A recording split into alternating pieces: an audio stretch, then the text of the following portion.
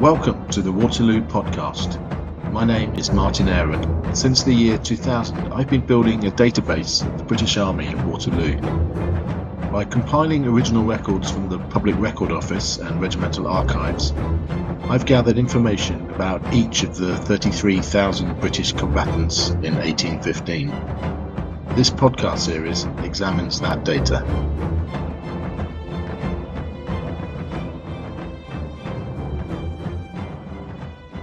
Hello and welcome to episode 36. This is the final part of our look at Pax Brigade in 1815, and today we're looking at another legendary unit, the 92nd Foot, better known as the Gordon Highlanders. I'll be assuming you've watched the previous 3 episodes about the other regiments first. If you haven't, it would probably be helpful to do so, as I'll be referring back to the events that befell the 42nd and 44th regiments.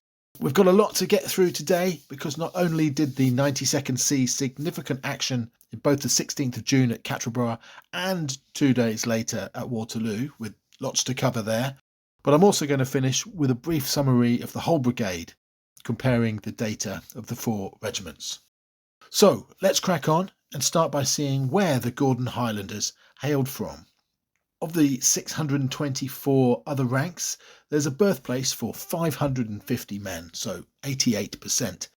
And we can see the great majority were Scotsmen. 487 Scottish, 39 Irish, 21 English, and 3 foreigners. 1 man born in Corsica, 1 in Boston, USA, and 1 man from the German states. Now, in terms of counties, we can see here that, like the Black Watch and Cameron Highlanders that we've looked at previously, the Gordons really were Highlanders. The top 5 counties you can see here. So Moray, Roche and Banff. Then in second place, Aberdeen. And the county from which the most men hailed, like the Black Watch, was Inverness. Moving on to age, birth date data is very incomplete. 285 men, which is just 46%. I'll explain why that is later. But from what there is, reveals a mean of 1784, meaning 31 years old in 1815. And there's no reason to suppose that's not an accurate reflection of the age across the whole cohort. The oldest man in the ranks was Private George Walker from Inverary, Aberdeenshire, born in 1761, so aged 54 in 1815, and we'll hear more about him later. And at the other end of the scale, there were 5 lads aged just 18. As we'll soon see, the Gordons were another incredibly experienced veteran unit. There's an enlistment date for 537 of the men, that's 86%, and we can see here a mean of 1806, which was also the most common year of enlistment. So 9 years experience. And as we'll hear in a moment, most of these were years of hard campaigning and fighting. The omnipresence of the 92nd Foot through Britain's land wars with the French is perfectly illustrated through the discharge papers of Waterloo men of the regiment. While such papers for other regiments contain mentions of the men being wounded at 1 or 2 main battles, the array of action in which the Gordon Highlanders had picked up wounds is incredibly broad. As well as the more common sharp days of fighting like Bains and Mayer in 1813, there are also many others. These 22 engagements are listed as the source of old wounds for various Waterloo men. And this is not an exhausted list of the actions in which the 92nd were present. Many men claim to have been engaged in 25, 26, 27 actions, and some as many as 33. The most commonly cited action from this list appears on the discharge papers of dozens of Waterloo men. It's Mayer in July 1813. Indeed, whatever carnage the Gordons would face in 1815, some old hands would still insist it was nothing compared to that which they had faced in the pass of Mayer, where they stood like the Greeks of Thermopylae against an overwhelming force of French infantry. We can never know the exact figure, but look here to just a random sample of Waterloo men who were wounded at Mayer. So, without question, the 92nd was one of the most experienced veteran units from any nation on the battlefield of 1815. What else do we know about these men? Well, In a letter of 1809, Colonel Cameron had estimated that 2/3 of the regiment could speak mostly only Gaelic, and it seemed that perhaps that was still the case for many of the men in the ranks in 1815 too. Indeed, another source mentioned soldiers speaking better Spanish than English after all their years in the peninsula. Like the Scots Greys and the Black Watch, literacy levels were high, and the regiment had an excellent disciplinary record, their good behaviour coming as both a surprise and great relief to so many towns and villages through which they passed, both home and abroad. Let's now join these men as they arrive at Quatre Bras on the afternoon of June the 16th, 1815. If we have a quick recap of some of the key features, we have the crossroads of Quatre Bras here, leading off from it the Namur Road and the Charleroi Road. This is the key building for the 92nd, the sheep farm of La Bergerie. It's amazing to me that it's barely mentioned in most histories of the battle, if at all. Just 200 yards or so from Quatre Bras, it stood on the east side of the Charleroi Road, its gardens surrounded by hedges with a small gate facing the road. Things look quite different 200 years ago. These buildings here did not exist. There was a large forest, the Bossard Wood, to the west, all gone now. And importantly, on the other side of the road, La Bergerie had another garden also enclosed with hedges and also with a small gate facing the highway. As we've established in the previous episodes, on Pack's brigade arriving at the crossroads of Quatre Bras, the Royal Scots were immediately detached and sent forward, where they fought alongside the 28th Foot for the remainder of the day. The remaining 3 regiments were sent left to line the Namur Road. The 44th Foot furthest down, the 42nd, Black Watch in the middle, and the Gordon Highlanders nearest the crossroads, their right flank against the buildings here. In those days, there was a considerable bank to the ditch on the west side of the road, forming a perfect firing parapet for Pack's men to use. But as we've heard previously, rather than staying put and maintaining this excellent defensive position, the 42nd and 44th Foot were sent forward into the fields of tall crops in the triangle of land between the Namur and Charleroi roads, where they met their terrible fate. One can only wonder how different their lot might have been had they stayed on the road, but forward they went, leaving just the Gordon Highlanders in reserve. Some of the same French horsemen that swept around the 42nd and 44th, chasing the Belgian and Brunswick cavalry, came on towards the 92nd. Rather than forming square, the ditch in which the Gordons stood was sufficiently effective as a defence, and the 92nd were able to let loose a devastating fire on the French cavalry, bringing horses and riders crashing to the ground. Lieutenant James Kerr Roche recalls, "The 92nd retained its fire till the last moment, when it fired in a deliberate and well-directed volley against the cuirassiers, causing them very great loss and effectively checking them." Tragically, with the pursued Belgian and Brunswick cavalry and their French pursuers all mixed up in a jumbled galloping mass, some of the Allied horses and men fell in this volley from the Highlanders.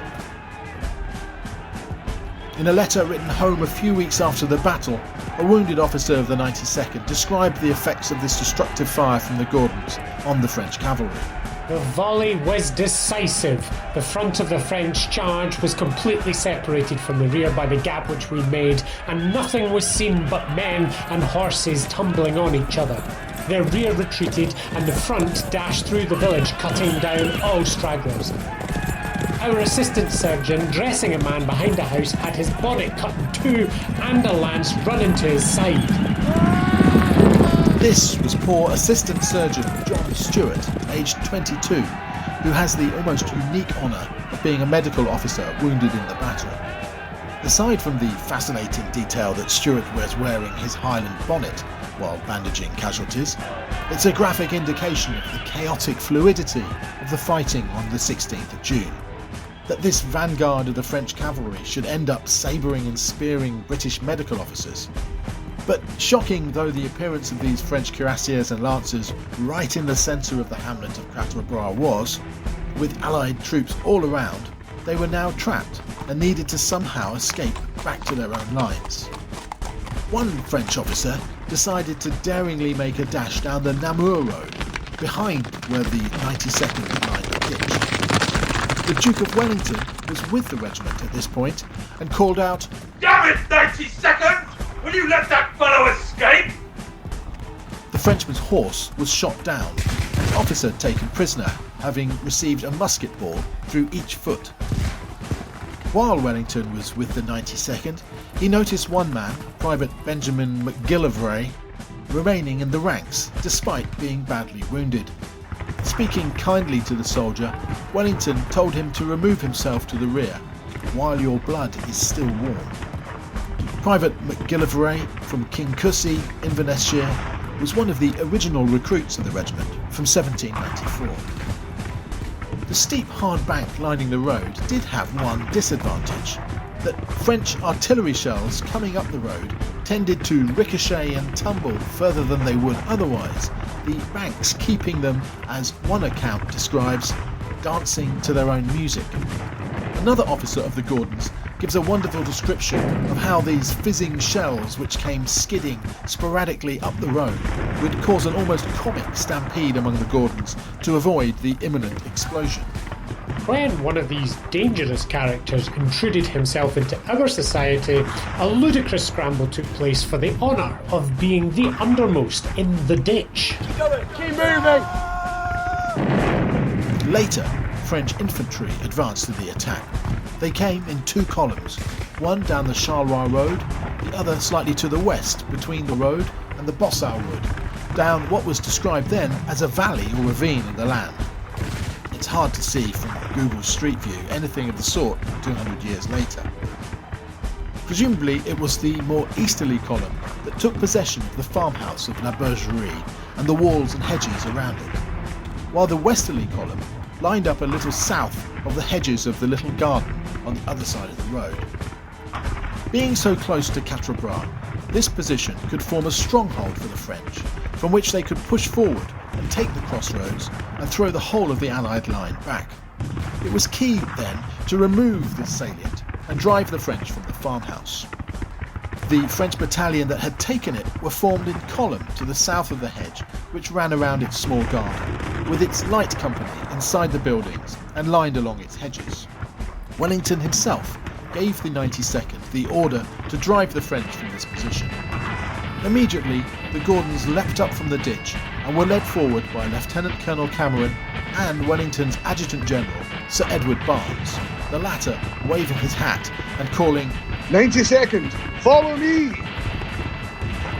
I'd always imagined the 92nd attack, if it set off from the ditch on the Namur Road, must have come in a direction attacking east to west, but Lieutenant James Kerr Ross' account says they charged down the road, which would mean attacking in a more north-south direction. Lieutenant Robert Winchester describes the attack on the French infantry. We drove them in an instant behind some houses and garden walls, where they ran for shelter, from which we also speedily drove them. An account from Private John Downey, however, makes clear it was not so straightforward. He describes the house being packed full of French like mice, and that the Gordons came under a heavy fire in which many of his comrades fell killed and wounded. The Highlanders then went over the hedge through the garden and surrounded the house. During this encirclement, Lieutenant Colonel Cameron was hit in the groin. His horse turned and galloped down the road to Quatre Bras, where it came to an abrupt stop, pitching the wounded Cameron onto his head on the road.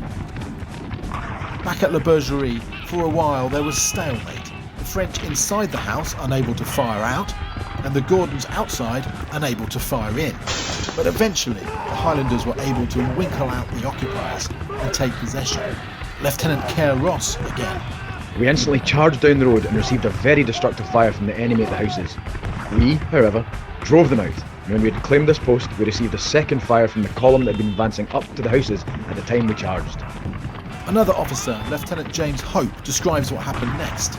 Although we had forced the enemy to relinquish their hold on the house and the hedge on the left of it, the principal part of our duties remained to be performed. Although their advance guard had been driven back, the main body showed no disposition to retire. On the contrary, they poured on us showers of musketry. The French fire was so devastating that the younger soldiers faltered and wanted to fall back. But the older, experienced men, those veterans of the heights of Maya, kept them in check. As these older soldiers of the Gordons knew, the best solution when facing superior numbers of the enemy was to close with them in a bayonet charge. However, the garden and its hedges was an obstacle in their way. A plan was formed to split into 3 columns. One went right to attack the French from the direction of the Bossard Woods, another went left, and the third was tasked with actually entering the garden through its front gate. With some difficulty this was achieved until all 3 sections were in position. Lieutenant Hope tells us what happened next. The signal of readiness was given when the whole joined in 3 hearty cheers and then, with the irresistible bayonet in their hands, advanced to the work of death. For a few seconds the French appeared quite seduced to await our assault, but on perceiving that we really intended to close on them, they wheeled to the right about and attempted to escape by a hollow in the front of the wood. As soon as they turned their backs, we poured in among them with a volley of musketry, which did great execution. Their column, at first so formidable in numbers, was reduced to a skeleton. The 92nd followed these beleaguered French infantry for several hundred yards. Lieutenant Colonel Roche again. We drove them back a long way and maintained all the ground we had gained, although we were exposed to a falling fire of shot, shell, grape and musketry, and sustained a very severe loss, both in officers and men.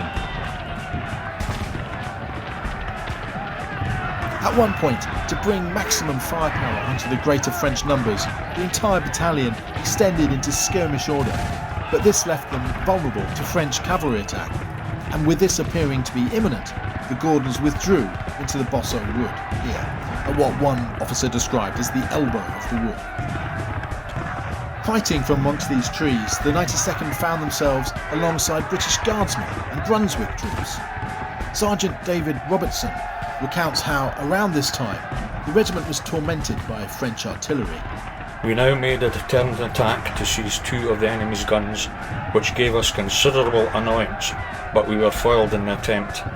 At this time the guards came up and the action began to be general. We, however, still sustained considerable loss from the enemy's cannon, as we had none with which to oppose them, and as so few of our troops had come up, we could not form a sufficiently strong column in one place to enable us to take any of their artillery from them. We continued very warmly engaged until about 8 o'clock in the evening, when we rallied and made another effort to capture the enemy's guns. In this attempt I received a wound to the head while in the act of cheering the men forward. Later, in the early evening, the battle coming to a close, the Gordons withdrew back to Quatre Bras, where they finally cooked a meal and slept. To sum up, the 92nd twice played a crucial role in the Battle of Quatre Bras. First, in preventing the large body of French cavalry capturing the central position of the crossroads, and then advancing ferociously and driving the French from La Bergerie at the point of the bayonet. In the latter endeavour, they suffered severe casualties, especially in officers, presumably many of whom were picked off by French sharpshooters during the assault on the farmhouse and in the subsequent assault on the garden's hedges. Indeed, Lieutenant Hope later wrote he believed all the officers killed and wounded on the 16th of June fell during this assault. A few men were also taken prisoner. For example, Private Peter Gunn, at 6 foot, a big chap for that time, was lost at Quatre Bras but later returned from being held prisoner. One can only imagine how, first during the frenzied fighting around La Bergerie he came to fall into French hands, but also how he came to be spared and taken away to the French rear. The command structure of the 92nd was devastated at Quatre Bras. Lieutenant Colonel Cameron and Major Mitchell were both casualties. Cameron would die of his wounds the following day. Then, of the 8 captains, 4 had been killed and 2 wounded. That left just Captains Peter Wilkie and Archibald Ferrier. Of the lieutenants, 9 had also been wounded at Quatre Bras, although 1 or 2 of these would bravely soldier on and be present at Waterloo. And 5 of the ensigns were also casualties, 4 wounded and John Macpherson killed. So, of 37 combatant officers, just 16 remained to fight at Waterloo. Even non-combatant officers had been casualties, as we saw with Assistant Surgeon Stewart. A visitor to the farmyard of Quatre Bras later left a vivid and gory depiction of the horror of the day's fighting. While I live, I shall ever retain a vivid recollection of the farmyard at Quatre Bras on the evening of the 16th and morning of the 17th. The whole yard was dyed with blood, and the walls stained with it. A surgeon stated that at one period of the battle, nearly 1,000 wounded soldiers were in that narrow space. At Waterloo then, command of the regiment had fallen to Major Donald MacDonald, with just the two captains Wilkie and Ferrier, and presumably few remaining lieutenants commanding the other companies. As we've heard in previous episodes, Pack's brigade was so reduced in numbers by the casualties of Quatre Bras that its role at Waterloo was limited. However, the Gordon Highlanders were still engaged in some sharp fighting and would suffer further casualties. Having spent the night lying in a ploughed field under torrential rain, the regiment must have been a less than pristine sight throughout the 18th of June, and their muddy appearance cannot have been improved by the order to lie down for most of the morning from 11 o'clock to avoid the French artillery bombardment. Lieutenant James Roche again. We were some way down the slope from the crest of the position, with the view to our avoiding the cannonade as much as practicable, having been a very weak battalion after the severe loss we had sustained on the 16th.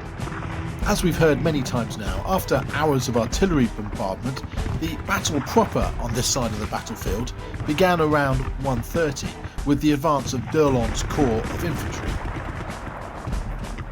There must have been some sense of déjà vu amongst the veterans of the 92nd, just as at Maya in 1813, a huge corps of French infantry under Durland again was coming towards a small force of the Gordon Highlanders.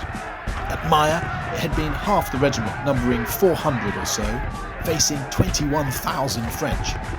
Now, on the 18th of June 1815, the imbalance of the ratio must have felt fairly similar. On the arrival of these huge French columns at the crest of the rise, where the hedges lined the Haldane road, they were met by the Highlanders. Accounts differ. Some state that the French made it over the hedge and were beginning to push the Gordons back. Others are adamant that the French never made it over the hedge and Sunken Lane. Of course, it's very possible that both circumstances could be true at different places along the line of Kempt and Pack's two brigades. The two armies collided on a front hundreds of yards in breadth rather than one narrow spot. But what all are agreed on is that the French and Highlanders had not long been in contact when suddenly the Scots Greys of the Union Brigade thundered up the slope, over the crest of the hill, and fell upon the now panicking French infantry. Multiple accounts mention the Gordons cheering on their countrymen in the cavalry at this exhilarating moment. Lieutenant Winchester. The Scots Greys came up at this moment, and doubling round our flanks and through our centre where openings were made for them, both regiments charged together, calling out, "Scotland forever!" As we heard in episode 30, the Scots Greys and the rest of the Union Brigade plunged into the French infantry columns, wreaking great slaughter.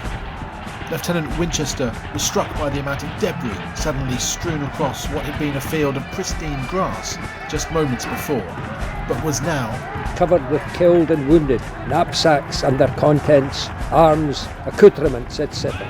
Literally strewed all over, that to avoid stepping on either one or the other was quite impossible. The Gordons had chased the French infantry back over the lane, over the hedge, and some way down the slope on the other side, but were now recalled and formed up again close to their original position, a little to the right. For the remainder of the day, the Gordons kept this same position, alternating in formation from column, square and line, depending on whether threatened by French cavalry or infantry.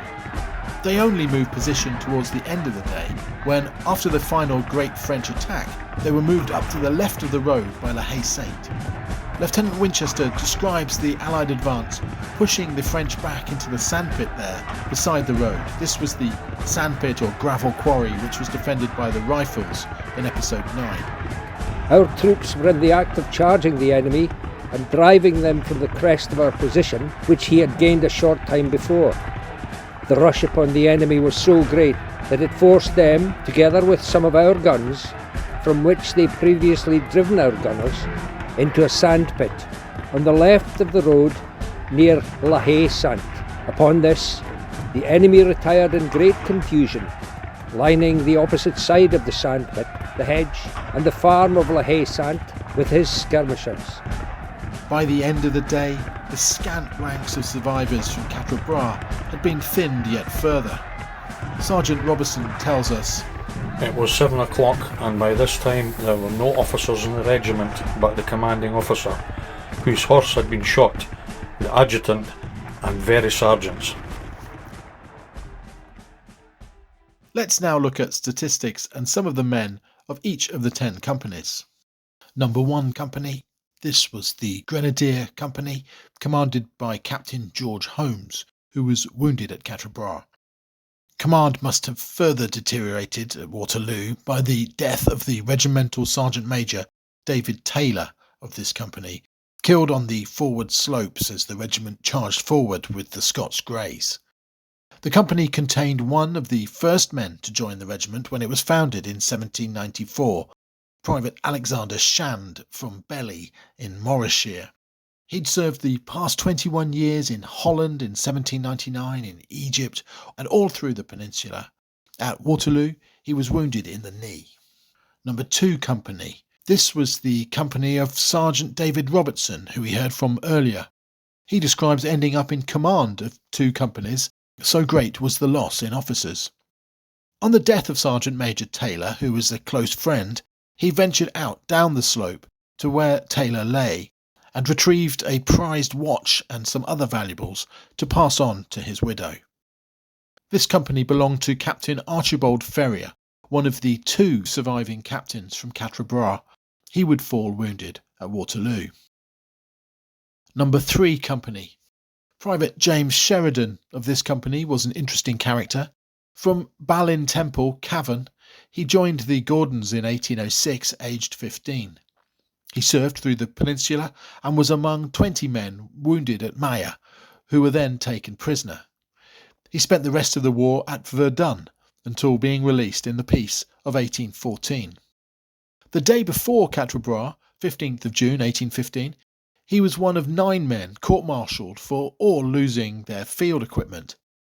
They were all sentenced to 200 lashes, but then all remitted, perhaps because the regiment had suddenly received news that they needed to advance to battle. Who knows? In 1819, he deserted, and while most deserters of the time were captured and returned within a day or 2, or a few weeks at most, Private Sheridan did not return to the regiment until February 1828. Very probably a record, certainly in all the documents I've seen, in terms of time absent. 9 years. Quite incredible. Number 4 company. Private Michael Donnelly of this company no doubt knew James Sheridan well. A fellow Irishman, Donnelly was from Dublin and had also been wounded at Maya and imprisoned at Verdun. At Quatre Bras, he was wounded in the left side of his jaw. This company was commanded by Captain William Grant. Wounded at Quatre Bras, he would later die of his wounds. Number 5 company. 11 men in this company lost their lives. Corporal James Grubb from the village of Moneymusk in Aberdeenshire, and 10 privates. At least 8 were cut down at Quatre Bras. Sergeant William Grant of this company would be promoted to Sergeant Major after the battle, replacing David Taylor. In 1819, he would be commissioned, becoming the regimental adjutant. Number 6 company. So this company suffered the worst casualty rate, 51%. After Quatre Bras, the company had no officers, no corporals, and just 1 sergeant, all the other NCOs being casualties. The fierce French musketry faced in the assault on La Bergerie is evident among the wounded. Private William Lawrence from Elgin, Morrisshire, shot in both the hand and face. William McGregor from Kepin, Stirlingshire, musket ball in the foot.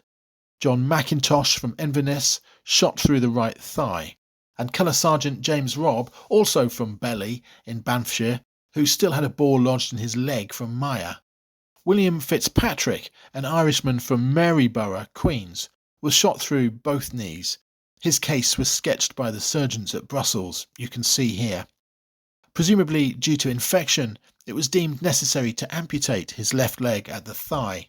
3 men in this company had also been captured after being wounded at Meyer and spent the ensuing years or so as prisoners of war at Verdun. They were Privates Thomas Haxton from Abbotshall, Fife, Alexander McGrigor from Callander, Perthshire, and James Watson from Gorbals, Glasgow. Number 7 Company. 3 wounded privates of this company were sketched while in hospital at Brussels. Gilbert Ross, aged 29, from Logie, Rossshire, you can see here. The surgeon's note say a musket ball passed through his thigh, while the papers from his subsequent discharge the following year say it was a grape shot.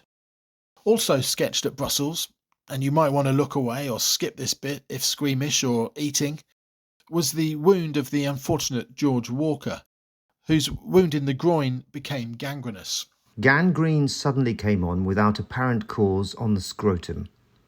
All the parts greatly enlarged. Private Walker was apparently addicted to drink, the surgeon adding the unique observation that Walker has the face of habitual intemperance, about 50 years of age. He was in fact 54. And finally, John Young of Portsoy, Banffshire, aged 35, who lost an arm.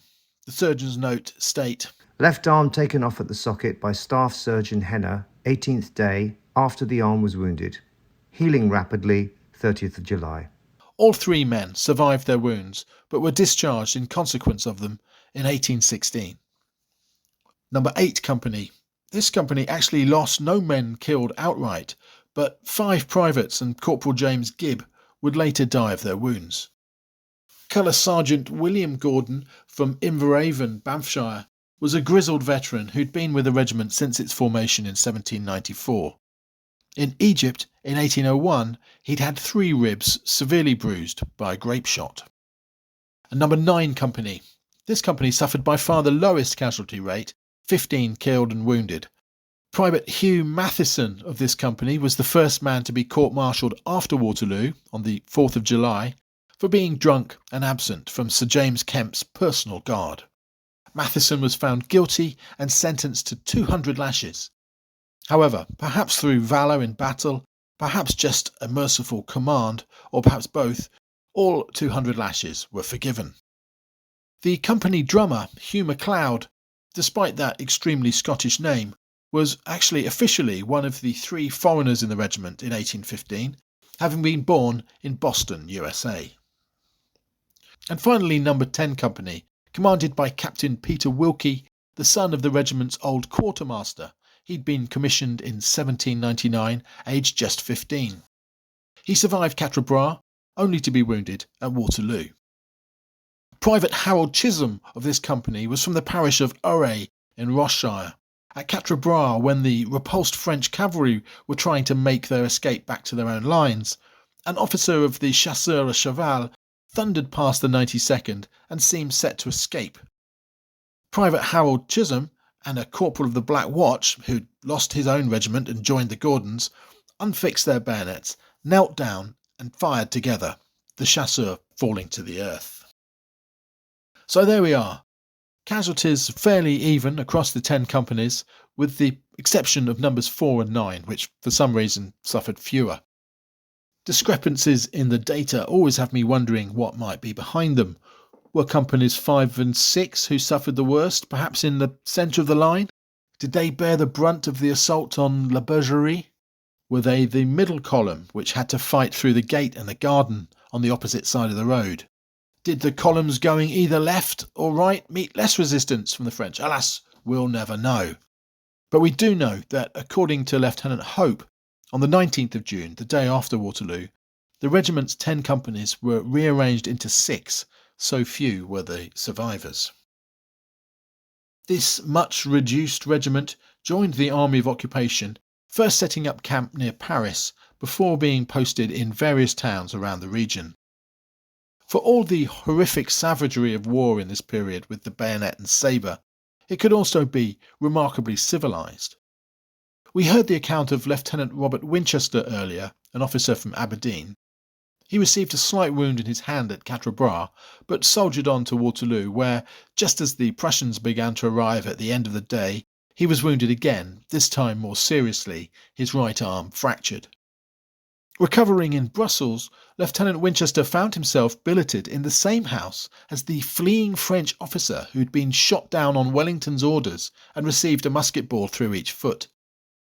During a convalescence of 6 months, the two became good friends, and on their recovery, the French officer, named Bergerie, invited Winchester to Paris, where he stayed as a guest of the Frenchman's family. 1 month after Waterloo, a regimental order instructed officers to wear a black crepe armband for 1 month hence, as a mark of mourning for the loss of Lieutenant Colonel Cameron. Other orders in this period include each man in the ranks receiving a new pair of shoes from a kind member of the British public, and also being paid an extra penny during their stay in France, known as the Waterloo penny. As with the other regiments in the brigade, their stay in France was brief, and the Gordons returned to England in December 1815. Their experiences when back home were similar to those of the Black Watch, which we covered in episode 34, embarking on a long march northwards to Edinburgh and being wined and dined with great ceremony at every town at which they halted. Arriving in Edinburgh to joyous crowds and yet another hero's welcome, they found the 42nd, the Black Watch, had arrived just a few days earlier. A friendly rivalry existed between the two regiments, and a soldier from the Black Watch called out as the Gordons marched past, "This is nothing to the crowds when we came home." To which a grenadier of the Gordons called back, "You should have sent for us to clear the way for you, like we always did in Spain." After Edinburgh, the 92nd was sent on to Ireland, being stationed much of the time at Castle Bar. In 1819, however, an order was received which would mean the tragic end of a vast number of these heroes of the peninsula, Quatre Bras and Waterloo. They were to sail to Jamaica. Arriving on the 4th of June 1819, the regiment was stationed at Up Park Camp and almost immediately struck down by yellow fever, at that time virulent on the island. Men who had survived multiple wounds through the hardships of years of campaigning would not survive this epidemic. The ledger recording monthly losses usually has just a few names on each month's page, or often none. But for the months of June, July and August 1819, the clerk has had to glue in a 3-foot long piece of paper, which folds out in order to fit in all the names of the deceased. 134 Waterloo men are recorded as losing their lives in the West Indies, 92 of them within the first few months. In addition, 6 lieutenants who'd received Waterloo medals died of sickness, including George Mackey and Hector McGuinness, who'd both survived being wounded at Quatre Bras, and Captain, now Major Archibald Ferrier, who'd been wounded at Waterloo. I mentioned earlier the lack of data for age, and it's largely due to these 134 men. There being no discharge papers, we just don't have a birth date for them. It's been possible to trace how 542 of the Gordons' Waterloo men left the regiment, and we can see here the toll the West Indies took. The regiment was finally returned home in 1827, and for the next years was posted around Ireland. The last recorded Waterloo man in the ranks was Private William Wilson from Gamry, Banffshire. Enlisting in 1808, aged 14, he'd received a severe wound to his shoulder at Quatre Bras by a cannon shot and was subsequently discharged. However, almost 10 years to the day after Waterloo, he re-enlisted in the regiment and began a steady rise through the ranks, promoted to corporal in 1827, then sergeant in 1831. He was discharged for the final time in 1839. And what became of the other men who were discharged? Well, these do seem to have been a particularly faithful and reliable group of men, educated, disciplined, and thus ideally suited to be employed in positions of service and responsibility. Private David Milne from Forfar became the town drummer at Dundee, with the same role as a town crier in other parts of the country, beating his drum to draw a crowd before making important public announcements. Alexander Akanahi from the village of Boindy in Banffshire was among the last Waterloo men still in the Gordons, being discharged in 1838, but he stayed on as a civilian messman into the 1850s. He was deeply respected throughout the regiment, where he was known as Old Alexander. John Youngson, born in the parish of Foreglen, Banffshire, served in the Aberdeenshire Militia from 1793 before joining the 92nd in 1802. He served at Copenhagen, then the Corunna campaign, then all through the Peninsula War, being wounded in the lip by a shell splinter at Fuentes du Nord and by a musket ball in the ankle at Aire-sur-l'Adour. By 1815 he was a sergeant, and at Waterloo recalled the macabre sight of the Scots Greys lopping off heads, so he said, they tumbled through the air like turnips being thrown in a cart. Discharged in 1825, he was employed by the Duke of Gordon, with whom he was a great favourite, as gatekeeper at Gordon Castle. He died in 1850. Also in the service of the same Duke of Gordon was Private Peter Stewart. Born in the parish of Mortlach, Banffshire, he was employed in the deer forest of Glenfiddich. The Duke built him a new home, which Stewart named Maya, and he became known by that moniker locally. When Queen Victoria visited the estate, she was introduced to Maya and gave him a sovereign. His son followed in his father's footsteps, becoming gamekeeper to the Gordon estates. And who were the last Waterloo men of the Gordon standing? Well, being tough as old boots, perhaps it's unsurprising that several lived on into ripe old age. 3 died just months apart in 1880, the 65th anniversary of the battle.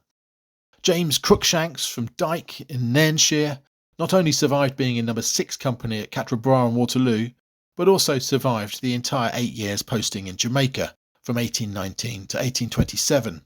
Incredibly, he had a brother in the 79th Foot, the Gordon Highlanders, who also made it through the 2 days fighting in 1815 unscathed. James died in April 1880. Then, a few months later, in June, just a few days after Waterloo Day, Sergeant John Gerry, veteran of Victoria and all the subsequent actions, died in Aberdeen, aged 88. And finally that year, John Murdoch, also from Gamry, Banffshire, his shoulder dislocated at Waterloo, died at the village of King Edward in Aberdeenshire, September, aged 84. But there were still more. John Downey, discharged in 1816 due to a wound at Quatre Bras. We heard some of his accounts of the fighting at Bergerie.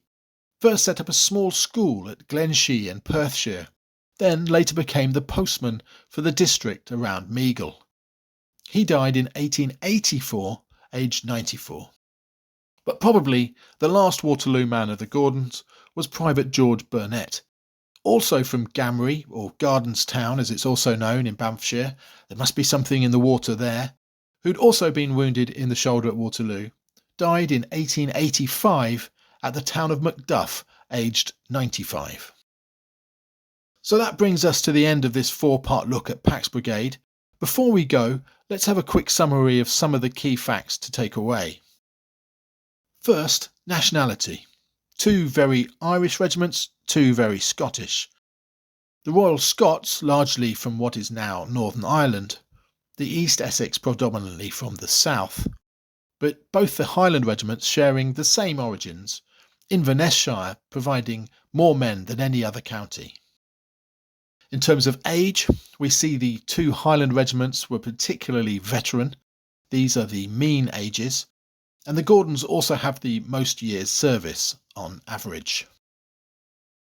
For casualties, we see the Royal Scots really did take a hammering, with 50% casualties, although the Gordons lost by far the most men killed or died of wounds, perhaps an indication of the ferocity of the fighting at La Bergerie, or maybe due to being subject to more French artillery fire at Waterloo, who knows.